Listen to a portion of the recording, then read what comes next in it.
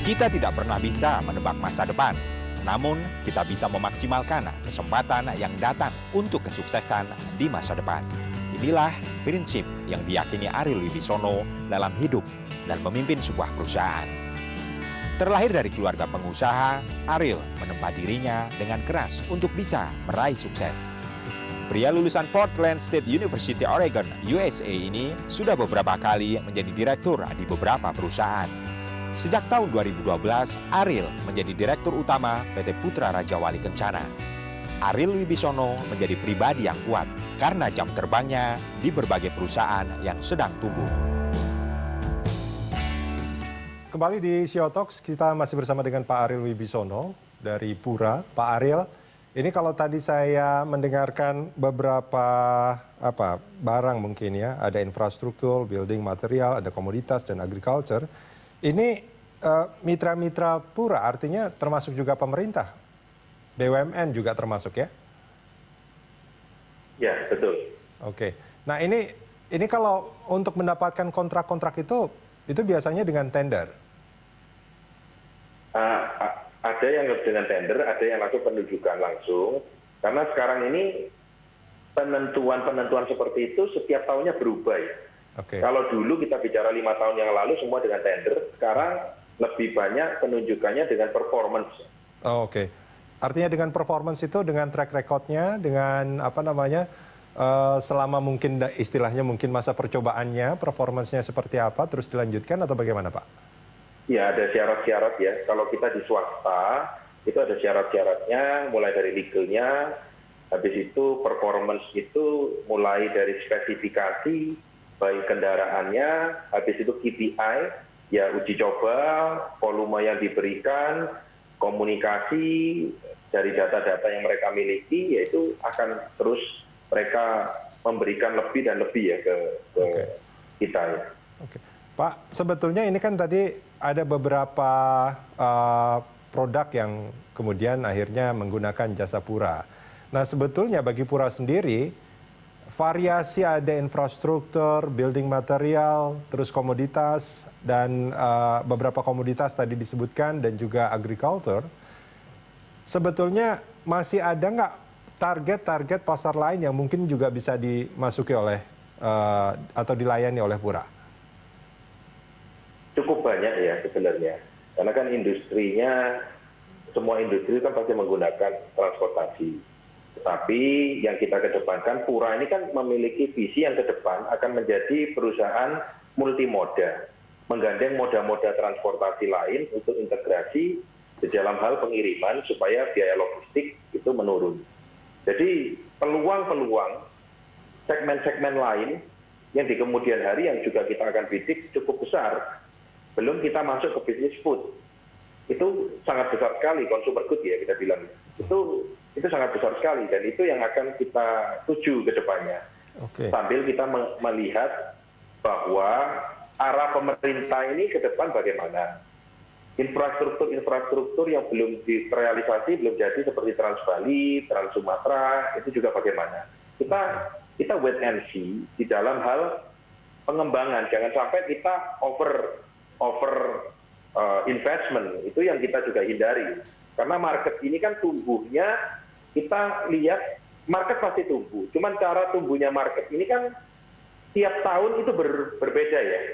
Karena era digitalisasi, dengan sekarang era milenial, dengan perkotaan-perkotaan yang bergeser, daerah-daerah pertumbuhan daerah yang juga sudah mulai merata. Ini kan kita juga harus wait and see, melihat bagaimana sih penyebaran dan distribusi barang ini ke depannya. Apakah tersentralisasi di Jawa atau sudah mulai menyebar keluar daripada Jawa? Itu juga kita melihat. Jangan sampai kita hulu ke hilir, kita mau ambil semua, tetapi peta daripada distribusi logistik ini bergeser gitu.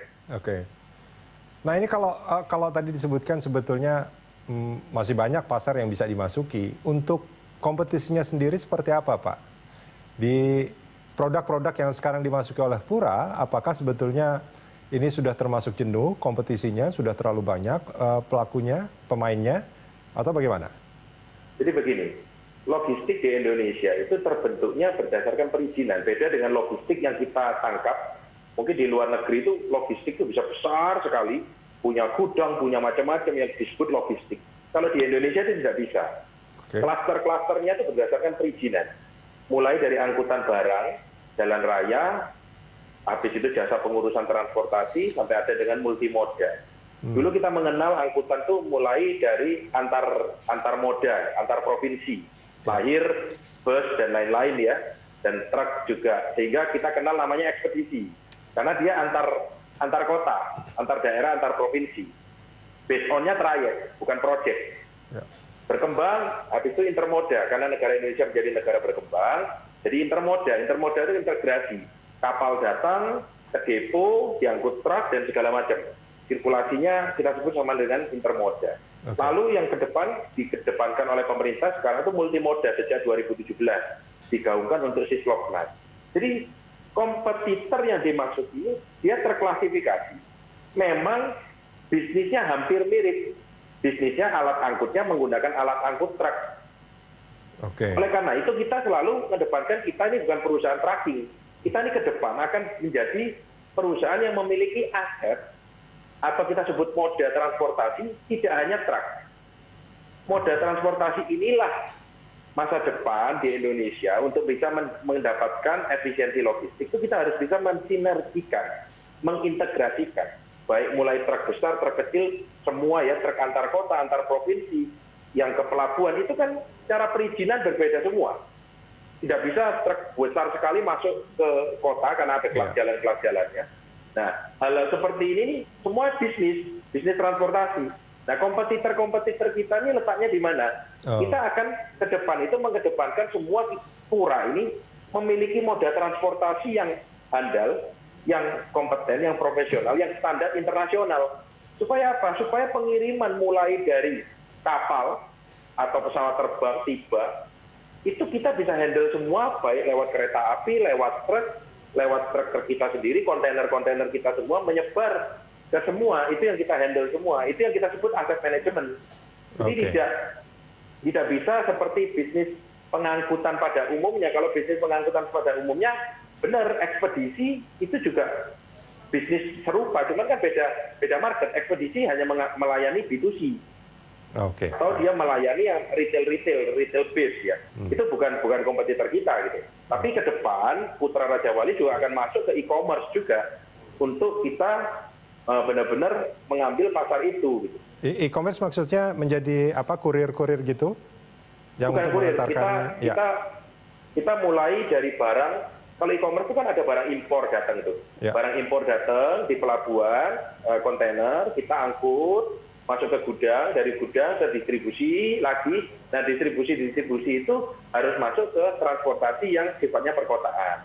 Oleh karena itu, di induknya Putra Raja Wali, kita Raja Wali Group, kita sudah mempunyai itu semua. Tinggal kita integrasikan gitu. Karena tidak bisa memang hanya satu perusahaan yang dikelolakan semua, tidak bisa. Karena terbentur di perizinan itu. Baik. Pak Ariel, kita jeda sebentar. Kita akan lanjutkan ini di segmen berikut. Pemirsa jangan kemana-mana, CEO Talks masih akan kembali usai jeda.